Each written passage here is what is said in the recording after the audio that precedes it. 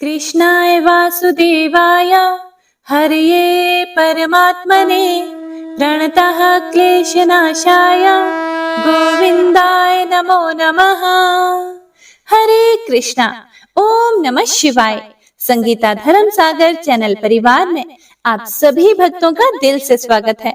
आप सभी का दिन शुभ और मंगलमय हो। हे प्रिय भक्तों, पद्म पुराण में वैशाख मास के महात्म्य का वर्णन करते हुए बताया गया है कि पूजा करने से भी भगवान श्री हरि को उतनी प्रसन्नता नहीं होती जितना कि वैशाख महीने में स्नान मात्र से भगवान प्रसन्न हो जाते हैं। इसीलिए सभी पापों से मुक्ति और भगवान वासुदेव को प्रसन्न करने के लिए, उनकी प्रीति प्रेम पाने के लिए प्रयत्न पूर्वक मनुष्य को वैशाख स्नान अवश्य ही करना चाहिए। हे प्रिय भक्तों, वैशाख के इस पवित्र महीने में थोड़ा सा भी पुण्य हमें बहुत अधिक फल देने वाला होता है। इस पवित्र महीने में नियम से स्नान और तुलसी की पूजा भक्तों के जीवन को खुशियों से भर देती है। आज हम श्रवण करेंगे वैशाख मास महात्म्य में अध्याय 8 का, और साथ ही वैशाख मास में प्रतिदिन कहीं सुनी जाने वाली तुलसी सींचने की बड़ी ही पावन कथा, जिसे सुनने मात्र से तुलसी माता का आशीर्वाद प्राप्त होता है। तो वीडियो को पूरा अवश्य सुनिएगा। हे प्रिय भक्तों, बिना विश्वास के भक्ति नहीं होती। भक्ति के बिना श्री राम जी द्रवित नहीं होते, और श्री राम जी की कृपा के बिना मनुष्य अपने जीवन में स्वपन में भी शांति नहीं पाता। बहुत समय पहले की बात है। एक बार भारत सरकार ने बांध बनाने का काम इंग्लैंड की एक कंपनी को दिया था। बांध बनाने का काम सफलतापूर्वक लगभग तैयार हो ही चुका था। सिर्फ थोड़ा ही काम बाकी था। परीक्षण का दौर भी चल रहा था कि एक रात अचानक ही मूसलाधार वर्षा होने लगी, जो कि रुकने का नाम ही नहीं ले रही थी। इसी कारण से बांध का जल का स्तर बढ़ना शुरू हो गया था, और बांध अभी पूरी तरह से मजबूत भी नहीं हुआ था। बांध पर प्राकृतिक खतरा देखकर अंग्रेज जो इंजीनियर था, वह बड़ा परेशान हो गया, और वह सोचने लगा कि अगर बांध टूट गया तो मुझे तो जेल हो ही जाएगी, और मेरे देश की भी बड़ी बदनामी होगी। रात हो गई, बारिश अभी तक नहीं रुकी थी, और बांध से पानी रिसने लगा। सभी जो मजदूर थे, जो भारतीय मजदूर थे, बांध के निकट बनी अपनी अस्थायी झोंपड़ियों में चले गए। चारों तरफ पानी ही पानी, अंधेरा और कीचड़। अंग्रेज इंजीनियर बेचैनी से इधर उधर असहाय भटक रहा था। जब कुछ समझ नहीं आया तो वह उन्हीं मजदूरों की झोंपड़ियों की तरफ चला गया। हे प्रिय भक्तों, जब वह वहां गया तो उसने देखा कि एक मजदूर परिवार तस्वीर के आगे दिया रखकर कुछ गा रहा है। अंग्रेज इंजीनियर ने उनसे उस समय की परिस्थिति का जिक्र किया, और यह भी पूछा कि तुम इस तस्वीर के सामने बैठकर क्या कर रहे हो। उस मजदूर परिवार ने बताया कि वह सभी अपने भगवान श्री राम, सीता और लक्ष्मण जी की पूजा कर रहे हैं, और आप भी इन्हीं राम को राम राम कहकर पुकारो, यही आपकी मदद कर सकते हैं। अंग्रेज इंजीनियर ने कहा कि बांध कभी भी टूट सकता है। मजदूरों ने कहा, हम तो प्रार्थना कर रहे हैं, आप भी कर लो, अब तो हमारे राम ही हमारी रक्षा करेंगे।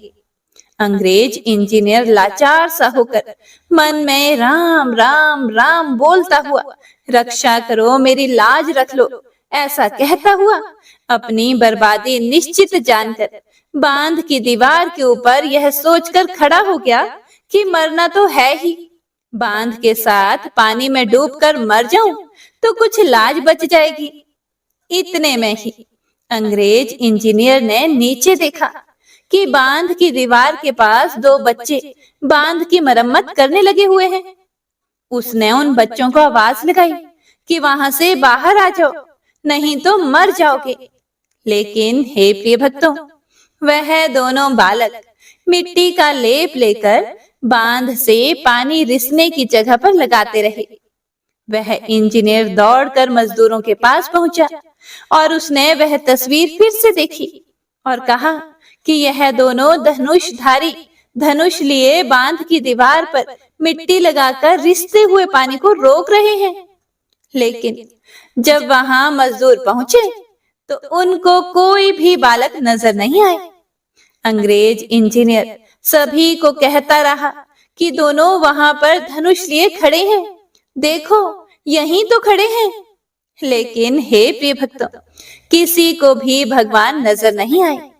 मजदूर समझ गए कि आज बांध की रक्षा स्वयं भगवान ने ही आकर की है।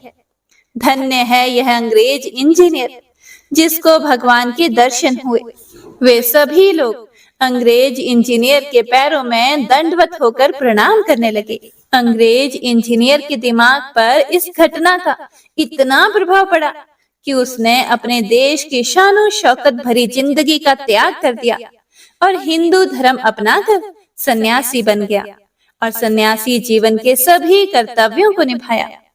हे प्रिय भक्तों, भगवान श्री राम के चरणों में अपना पूरा जीवन अयोध्या में रहकर समर्पित कर दिया।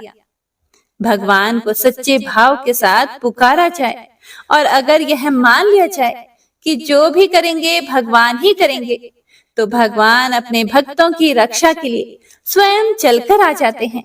जय श्री राम, हरे कृष्णा। तो आइए मन में गौरी पुत्र गणेश और अपने कुलिष्ट देवी देवताओं का ध्यान करते हुए वैशाख मास महात्म्य का रसपान करते हैं। पिछले अध्याय में श्री सूत जी महाराज सभी ऋषियों के पूछने पर यमराज और ब्राह्मण का संवाद बताते हुए नर्क और स्वर्ग ले जाने वाले कर्मों का वर्णन कर रहे थे। अगर आपने वह अध्याय नहीं सुना है तो कृपया इस अध्याय के बाद सुन लीजिएगा। आज के अध्याय में श्री सूत जी महाराज धर्मराज और ब्राह्मण के संवाद के इस चरण में तुलसी दल और अश्वत्थ वृक्ष मतलब कि पीपल के वृक्ष की महिमा के साथ 3 प्रेतों के उद्धार की कथा बता रहे हैं। तो आइए शुरू करते हैं। यमराज से शुभ अशुभ कर्म जिनके द्वारा स्वर्ग नर्क की प्राप्ति होती है, यह सुनने के बाद ब्राह्मण ने पूछा, हे धर्मराज, वैशाख मास में प्रातःकाल स्नान करके एकाग्रचित हुआ पुरुष भगवान माधव का पूजन किस प्रकार करे? आप इसकी विधि का भी वर्णन कीजिए। धर्मराज ने कहा, हे ब्राह्मण, पत्तों की जितनी भी जातियां हैं उन सब में तुलसी भगवान श्री विष्णु को अधिक प्रिय है। पुष्कर आदि जितने भी तीर्थ हैं, गंगा आदि जितनी भी नदियां हैं तथा वासुदेव आदि जो जो देवता हैं, वे सभी तुलसी दल में निवास करते हैं। इसीलिए तुलसी सर्वदा और सब समय भगवान श्री विष्णु को बहुत प्रिय है। कमल और मालती का फूल छोड़कर तुलसी का पत्ता ग्रहण करें और उसके द्वारा भक्ति पूर्वक माधव की पूजा करें। उसके पुण्य फल का पूरा पूरा वर्णन करने में शेष भी समर्थ नहीं है। जो बिना स्नान किए ही देव कार्य या पितृ कार्य के लिए तुलसी का पत्ता तोड़ता है, उसका सारा कर्म निष्फल हो जाता है तथा वह पंचगव्य पान करने से शुद्ध होता है। तुलसी दरिद्रता और दुख भोग आदि से संबंध रखने वाले अधिक से अधिक पापों को भी शीघ्र ही दूर कर देती है। तुलसी काले रंग के पत्तों वाली हो या हरे रंग की, उसके द्वारा श्री मधुसूदन की पूजन करने से प्रत्येक मनुष्य विशेषतः भगवान का भक्त नर से नारायण हो जाता है। जो पूरे वैशाख भर तीनों संध्याओं के समय तुलसी दल से मधुहंता श्री हरि का पूजन करता है, उसका पुनः इस संसार में जन्म नहीं होता। फूल और पत्तों के ना मिलने पर अन्न आदि के द्वारा धान, गेहूं, चावल अथवा जौ के द्वारा भी सदा श्री हरि का पूजन करें। तत्पश्चात सर्वदेवमय भगवान विष्णु की प्रदक्षिणा करें। इसके बाद देवताओं, मनुष्यों, पितरों तथा चराचर जगत का तर्पण करना चाहिए। पीपल को जल देने से दरिद्रता, काल करनी अर्थात एक तरह का रोग होता है, दुःस्वपन, दुश्चिंता तथा संपूर्ण दुख नष्ट हो जाते हैं। जो बुद्धिमान पीपल के पेड़ की पूजा करता है, उसने अपने पितरों को तृप्त कर दिया, भगवान विष्णु की आराधना कर ली तथा संपूर्ण ग्रहों का भी पूजन कर लिया। अष्टांग योग का साधन, स्नान करके पीपल के वृक्ष का सिंचन, तथा श्री गोविंद का पूजन करने से मनुष्य कभी भी दुर्गति को नहीं प्राप्त होता। जो सब कुछ करने में असमर्थ हो, वह स्त्री या पुरुष, यदि पूर्वोक्त नियमों से युक्त होकर वैशाख की त्रयोदशी, चतुर्दशी और पूर्णिमा तीनों दिन भक्ति से विधि पूर्वक प्रातः स्नान करे, तो सब पातकों से मुक्त होकर अक्षय स्वर्ग का उपभोग करता है। जो वैशाख मास में प्रसन्नता के साथ भक्ति पूर्वक ब्राह्मणों को भोजन करवाता है तथा 3 रात तक प्रातः काल एक बार भी स्नान करके संयम और शौच का पालन करते हुए श्वेत या काले तिलों को मधु में मिलाकर 12 ब्राह्मणों को दान देता है और उन्हीं के द्वारा स्वस्ति वाचन कराता है तथा मुझ पर धर्मराज प्रसन्न हो, इस उद्देश्य से देवताओं और पितरों का तर्पण करता है, उसके जीवन भर के किए हुए पाप तत्काल ही नष्ट हो जाते हैं। जो वैशाख की पूर्णिमा को मणिक अर्थात मटका, जल के घड़े, पकवान तथा सुवर्ण में दक्षिणा दान करता है, उसे अश्वमेध यज्ञ का फल प्राप्त होता है। इस विषय में एक प्राचीन इतिहास कहा जाता है, जिसमें एक ब्राह्मण का महान वन के भीतर प्रेतों के साथ संवाद हुआ था। मध्य देश में एक धन शर्मा नामक ब्राह्मण रहता था।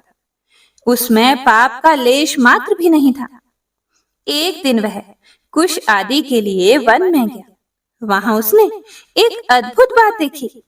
उसे 3 महाप्रेत दिखाई दिए, जो बड़े ही दुष्ट और भयंकर थे। धन शर्मा उन्हें देखकर डर गया। उन प्रेतों के केश ऊपर को उठे हुए थे, लाल लाल आंखें, काले काले दांत और सूखा हुआ उनका पेट था। धन शर्मा ने उनसे पूछा कि तुम लोग कौन हो? यह नार की अवस्था तुम्हें कैसे प्राप्त हुई? मैं भय से आतुर और दुखी हूँ, दया का पात्र हूँ, मेरी रक्षा करो। मैं भगवान विष्णु का दास हूँ, मेरी रक्षा करने से भगवान तुम लोगों का भी कल्याण करेंगे। भगवान विष्णु ब्राह्मणों के हितैषी हैं, मुझ पर दया करने से वे तुम्हारे ऊपर संतुष्ट होंगे। श्री विष्णु का अलसी के पुष्प के समान श्याम वर्ण है, वे पीतांबर धारी हैं। उनका नाम श्रवण करने मात्र से सभी पापों का क्षय हो जाता है। भगवान आदि और अंत से रहित, शंख चक्र एवं गदा धारण करने वाले, अविनाशी, कमल के समान नेत्रों वाले तथा प्रेतों को मोक्ष प्रदान करने वाले हैं। यमराज कहते हैं, हे ब्राह्मण, भगवान विष्णु का नाम सुनने मात्र से वे पिशाच संतुष्ट हो गए। उनका भाव पवित्र हो गया। वे दया और उदारता के वशीभूत हो गए। ब्राह्मण के कहे हुए वचन से उन्हें बड़ी प्रसन्नता हुई। उसके पूछने पर वे प्रेत इस प्रकार बोले। प्रेतों ने कहा कि हे विप्रवर, तुम्हारे दर्शन मात्र से तथा भगवान श्री हरि का नाम सुनने से हम इस समय दूसरे ही भाव को प्राप्त हो गए हैं। हमारा भाव बदल गया है, हम दयालु हो गए। वैष्णव पुरुष का समागम निश्चय ही पापों को दूर भगाता, कल्याण से संयोग करवाता है तथा शीघ्र ही यश का विस्तार कराता है। अब हम लोगों का परिचय सुनो। यह पहला कृतघ्न नाम का प्रेत है, इस दूसरे का नाम विदैवत है तथा तीसरा मैं हूँ, मेरा नाम अवैशाख है। मैं तीनों में अधिक पापी हूँ। इस प्रथम पापी ने सदा ही कृतघ्नता की है, अतः इसके कर्म के अनुसार ही इसका नाम कृतघ्न पड़ा है। हे ब्राह्मण, यह पूर्व जन्म में सुदास नामक द्रोही मनुष्य था, सदा कृतघ्नता किया करता था। उसी पाप से यह इस अवस्था को पहुंचा है।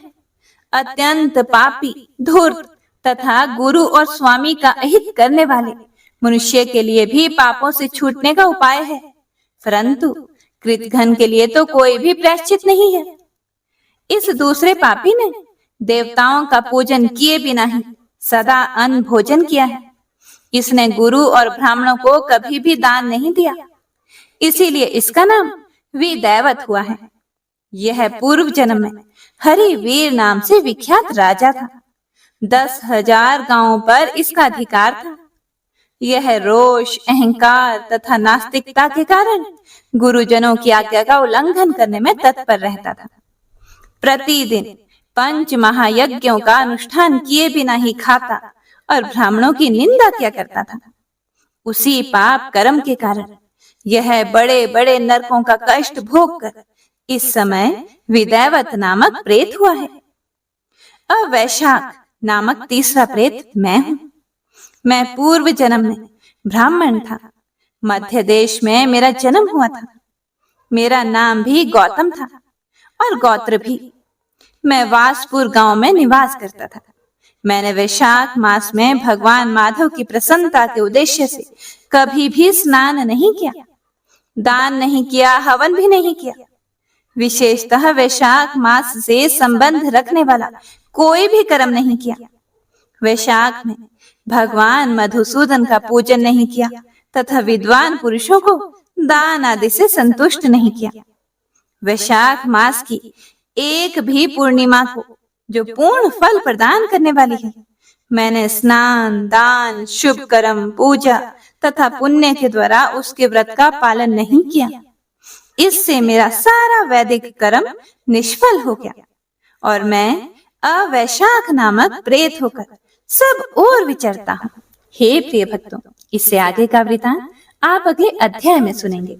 तो आइए अब वैशाख मास में कहीं सुनी जाने वाली तुलसी सींचने की बड़ी ही पावन कथा का श्रवण करते हैं। हाथ में फूल, तिल या चावल और दक्षिणा रख लीजिए। पूरे भक्ति भाव और प्रसन्नचित मन से कहानी का रसपान कीजिएगा। तो एक बार प्रेम से बोलिए, तुलसी माता की जय, वैशाख के ठाकुर की जय। बहुत समय पहले की बात है। एक गांव में एक परिवार रहता था। उस परिवार में माँ, बेटा और बहू रहते थे। बहू बहुत ही सीधी साधी और शांत स्वभाव की थी और उसी की दूसरी तरफ सास बड़ी ही झगड़ालू और घमंडी थी। वो अपनी बहू पर बहुत अत्याचार किया करती थी। उससे घर का सारा काम काज करवाती थी। झाड़ू, पोछा, साफ सफाई, बर्तन वगैरह सारा काम उसी से करवाती और खाने के लिए एक सूखी रोटी दिया करती थी। बहू के पति को तो इन सब बातों का कुछ भी पता नहीं था। वह तो सुबह होते ही खेत में काम करने के लिए चला जाता था।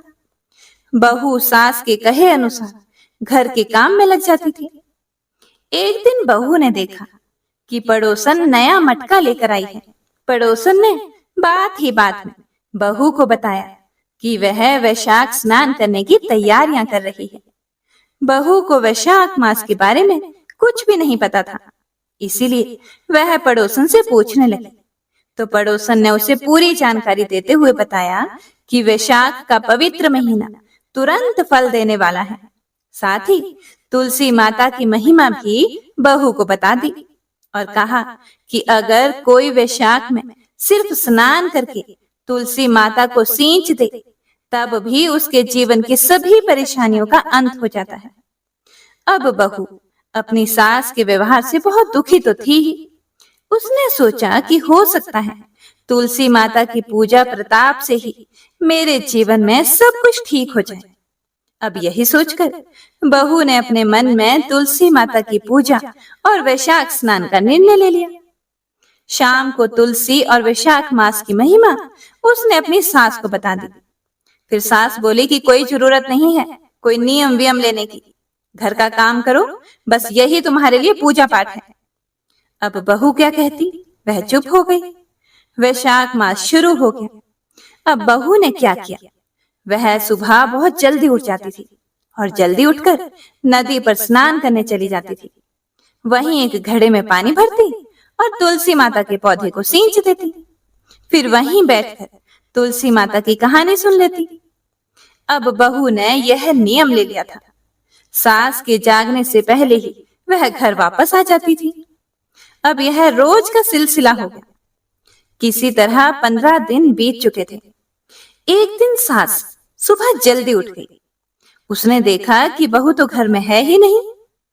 उसे लगा कि कहीं कुछ गड़बड़ जरूर है। अगले दिन भी सास जल्दी उठी तो उस दिन भी बहू घर में नहीं थी। सास समझ गई कि जरूर यह वैशाख स्नान कर रही होगी और तुलसी सींच रही होगी। अब सास सोचने लगी कि अगर मैं इसको मुंह से बोलूंगी तो घर में बेकार में लड़ाई झगड़ा होगा। अब उसने सोचा कि क्या करूं कि बहू का नित्यनेम कैसे छुड़ा जाए। अगले दिन सास ने उसका मटका बदल दिया। पक्के मटके की जगह उसने कच्ची मिट्टी का मटका रख दिया। सुबह अंधेरे में ही बहू कच्ची मिट्टी का ही मटका लेके नदी पर चली गई। बहू ने स्नान किया, फिर उसने मटके में जल भरने के लिए जैसे ही मटका नदी में डुबोया, मटका गल गया और सारी मिट्टी बह गई। अब बहू यह देखकर रोने लगी और वह तुलसी माता के पास जाकर रोने लगी और रोते रोते बोली, हे तुलसी माता, आज मेरा नियम टूट गया, मुझे क्षमा कर दीजिए। तुलसी माता उसके सामने साक्षात रूप में प्रकट हुई और बोली कि आज तुमने जल के स्थान पर अपने आंसुओं से मुझे सींचा है, तुम्हारा नियम पूरा हुआ। बहू ने कहा कि माता, मैं कल जल कैसे लेकर आऊंगी? अगर मेरी सास को यह पता चला कि मैंने मटका नदी में बहा दिया है तो वो तो बहुत गुस्सा होगी। तुलसी माता ने उसे एक मटका दिया, जिसे लेकर वो खुशी खुशी घर आ गई। सास ने देखा तो वो मटका सोने का था। अब सास के पूछने पर बहू ने सारी बात सच सच बता दी। सास अंदर से तो बहुत खुश थी, पर बाहर से नाटक करते हुए बोली कि अगर सोने के मटके में जल लेकर जाओगी तो गांव वाले इसको छीन लेंगे। तुम कल फिर जाकर अपनी तुलसी माता के सामने रोना और दूसरा मटका मांग लेना। अब बहू बेचारी बहुत सीधी सादी थी, उसको तो कुछ भी ऐसा कोई लालच नहीं था। वो अगले दिन तुलसी माता के पास जाकर फिर से रोने लगी। तुलसी माता के पूछने पर उसने सारी बात बता दी। तब तुलसी माता ने उसे एक चांदी का मटका दिया। बहू चांदी का मटका लेकर खुशी खुशी घर आ गई, लेकिन उसकी सास ने उसको भी रख लिया और अपनी बहू से फिर अगले दिन रोने को कहा। अब बहू सास के डर से कुछ बोली नहीं, फिर तुलसी माता के पास जाकर बैठ गई और फिर से रोने लगी। तुलसी माता ने आकर सारा हाल पूछा तो उसने रोते रोते सारी बात बता दी। अब तुलसी माता ने कहा कि तेरी सास का लालच कभी भी खत्म नहीं होगा। तू आज मिट्टी का मटका ले जाकर यह कहे कि तुलसी माता ने उसे एक मिट्टी का मटका ही दिया है। बहू जब घर गई तो उसकी सास बहुत गुस्सा होने लगी और कहने लगी, तुम्हारी तुलसी माता के पास क्या सिर्फ इतना ही धन था? जिसके पास कुछ भी नहीं, उसे सींचने से क्या ही लाभ? अब यह कहकर वह बहू को बहुत गुस्सा करने लगी, लेकिन बहू ने सास की बात नहीं मानी और जो उसका नियम था वो सुबह जल्दी उठकर उसी तरह करने लगी। पूरे महीने सास से छुपकर नदी पर स्नान करती और तुलसी माता को सींचती रही। महीना समाप्त होने को था। एक दिन सास छुपाए हुए अपने दोनों मटकों को देखने लगी तो उसने देखा कि वो दोनों मटके कच्ची मिट्टी के बन गए। अब यह देखकर तो सास को और गुस्सा आया। उसका गुस्सा 7वें आसमान पर पहुंच गया। वो बहू को बहुत बुरा भला कहने लगी। तभी साक्षात तुलसी माता उनके घर में प्रकट हुई और वो सास को बोलने लगी, तुमने लालच और घमंड में बहुत पाप किए हैं, इसीलिए सिर्फ तुम्हारे छूने की वजह से वो मटके मिट्टी के बन गए। जैसा बोगी वैसा ही काटोगी।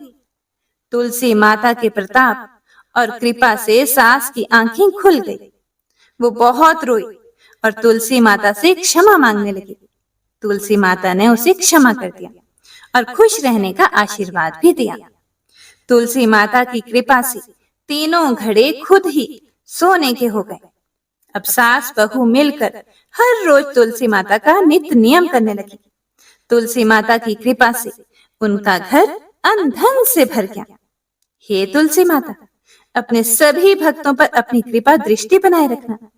कहानी अधूरी हो तो पूरी करना, पूरी हो तो मान रखना। तो प्रेम से बोलो तुलसी माता की जय, लक्ष्मी नारायण भगवान की जय, वैशाख के ठाकुर की जय। पाप नाशक स्तोत्र के बारे में महात्मा पुष्कर कहते हैं, कि मनुष्य चित्त की मलिनतावश चोरी, हत्या, पर स्त्री गमन आदि विभिन्न पाप करता है। पर जब मन कुछ शुद्ध होता है तब उसे इन पापों से मुक्ति की इच्छा होती है।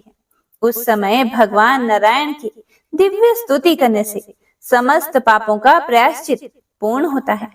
इसीलिए इस दिव्य स्तोत्र का नाम समस्त पाप नाशक स्तोत्र है। तो आइए पूरे प्रसन्नचित मन से इसे श्रवण करते हैं। पुष्कर जी बोले, सर्वव्यापी विष्णु को सदा नमस्कार है। श्री हरि विष्णु को नमस्कार है।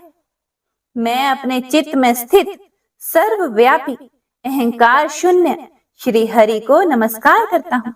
मैं अपने मानस में विराजमान अव्यक्त, अनंत और अपराजित परमेश्वर को नमस्कार करता हूँ। सबके पूजनीय, जन्म और मरण से रहित प्रभावशाली श्री विष्णु को नमस्कार है। विष्णु मेरे चित्त में निवास करते हैं। विष्णु मेरी बुद्धि में विराजमान है।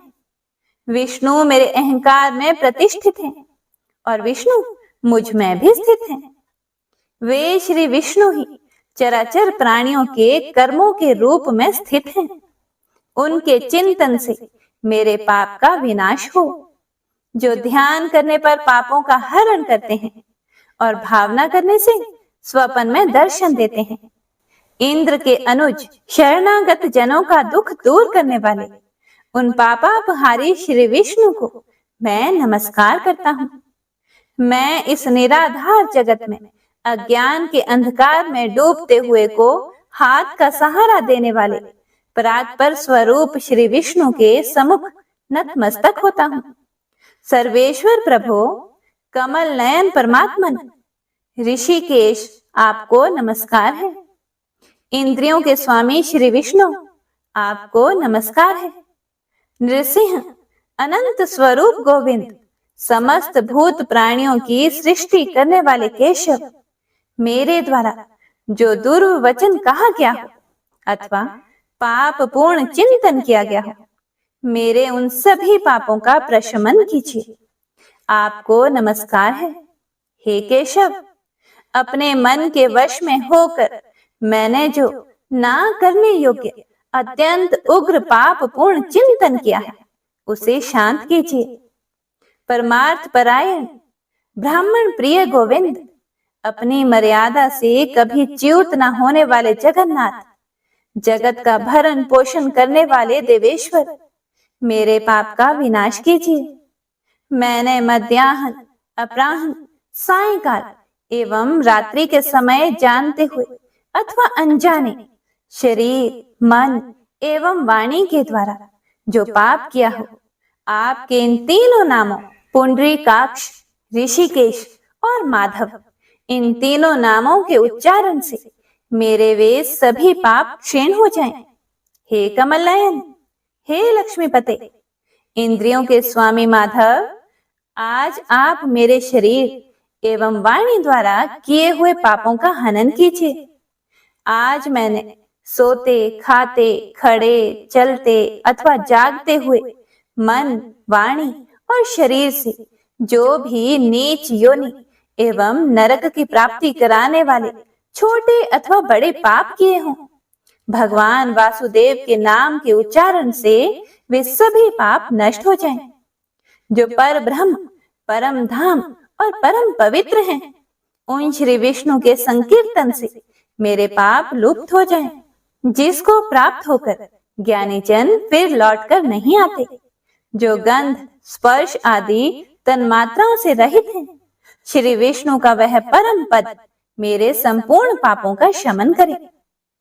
महात्म्य, जो मनुष्य पापों का विनाश करने वाले इस स्तोत्र का पठन अथवा श्रवण करता है, वह शरीर, मन और वाणी जनित समस्त पापों से छूट जाता है एवं समस्त पाप ग्रहों से मुक्त होकर श्री विष्णु के परम पद को प्राप्त होता है। इसीलिए किसी भी पाप के हो जाने पर इस स्तोत्र का जप करें। यह स्तोत्र पाप समूहों के प्रायश्चित के समान है। कृच्छ्र आदि व्रत करने वाले के लिए भी यह श्रेष्ठ है। स्तोत्र, जप और व्रत रूप प्रायश्चित से संपूर्ण पाप नष्ट हो जाते हैं। इसीलिए भोग और मोक्ष की सिद्धि के लिए इनका अनुष्ठान करना चाहिए। श्री विष्णु सुनिए विनय, सेवक के चित लाए। कीरत कुछ वर्णन करो, दीजिए ज्ञान बताए। नमो विष्णु भगवान खरारे, कष्ट नशावन अखिल बिहारी। प्रबल जगत में शक्ति तुम्हारी, त्रिभुवन फैल रही उजियारी। सुंदर रूप मनोहर सूरत, सरल स्वभाव मोहनी मूरत। तन पर पीतांबर अति सोहत, बैजंती माला मन मोहत। शंख चक्र कर गदा बिराजे, देखत दैत्य असुर दल भाजे। सत्य धर्म मद लोभ न गाजे, काम क्रोध मद लोभ न छाजे। संत भक्त सज्जन मन रंजन, धनुज असुर दुष्टन दल गंजन। सुख उपजाए कष्ट सब भंजन, दोष मिटाए करत जन सज्जन। पाप काट भव सिंधु तारण, कष्ट नाश कर भक्त उबारण। करत अनेक रूप प्रभु धारण, केवल आप भक्ति के कारण। धरणी धेनु बन सुमहि पुकारा, तब तुम रूप राम का धारा। भार उतार असुर दल मारा, रावण आदिक को संहारा। आप वराह रूप बनाया, हिरण्याक्ष को मार गिराया। धर्म तस्य तन सिंधु बनाया, 14 रत्नन को निकलाया। अमिलख असुरन द्वंद मचाया, रूप मोहनी आप दिखाया। देवन को अमृत पान कराया, असुरन को छवि से बहलाया। कूर्म रूप धर सिंधु मझाया, मंद्राचल गिरि तुरंत उठाया। शंकर का तुम फंद छुड़ाया, भस्मासुर को रूप दिखाया। वेदन को जब असुर डुबाया, कर प्रबंध उन्हें ढूंढवाया। मोहित बन कर खल ही नचाया, उसी ही कर से भस्म कराया। असुर जलंधर अति बलदाई, शंकर से उनकी नहीं लड़ाई। हार पार शिव सकल बनाई, कीन सती से छल खल जाई। सुमिरन कीन तुम्हें शिवरानी, बतलाई सब विपत कहानी। तब तुम बने मुनीश्वर ज्ञानी, वृंदा की सब सुरति भुलानी। देखत 3 धनुज शैतानी, वृंदा आए तुम्हें लपटानी। हो स्पर्श धर्म क्षति मानी, हनासुर उर शिव शैतानी। तुमने ध्रुव प्रहलाद उबारे, हिरण्याकुशादिक खल मारे। गणिका और अजामिल तारे, बहुत भक्त भव सिंधु तारे। हरहु सकल संताप हमारे, कृपा करहूँ हरि सिरजनहारे। देखूँ मैं निज दर्श तुम्हारे, दीन बंधु भक्तन हितकारे। चाहता आपका सेवक दर्शन, करहूँ दया अपनी मधुसूदन। जानो नहीं योग्य जप पूजन, होए यज्ञ स्तुति अनुमोदन। शील दया संतोष सुलक्षण, विदित नहीं व्रत बोध विलक्षण। करहूँ आपका किस विधि पूजन, कुमति विलोक होत दुख भीषण। करहूँ प्रणाम कौन विधि सुमिरन, कौन भांति मैं करहूँ समरण। सुर मुनि करत सदा सेवकाई, हर्षित रहत परम गति पाए। दीन दुखीन पर सदा सहाय, निज जन जान लेव अपनाए। पाप दोष संताप नशाओ, भव बंधन से मुक्त कराओ। सुख संपत्ति दे सुख उपजाओ, निज चरणन का दास बनाओ। निगम सदा ये विनय सुनावे, पढ़े सुने सो जन सुख पावे। इति श्री विष्णु चालीसा संपूर्ण। प्रेम से बोलिए विष्णु भगवान की जय, माता लक्ष्मी की जय।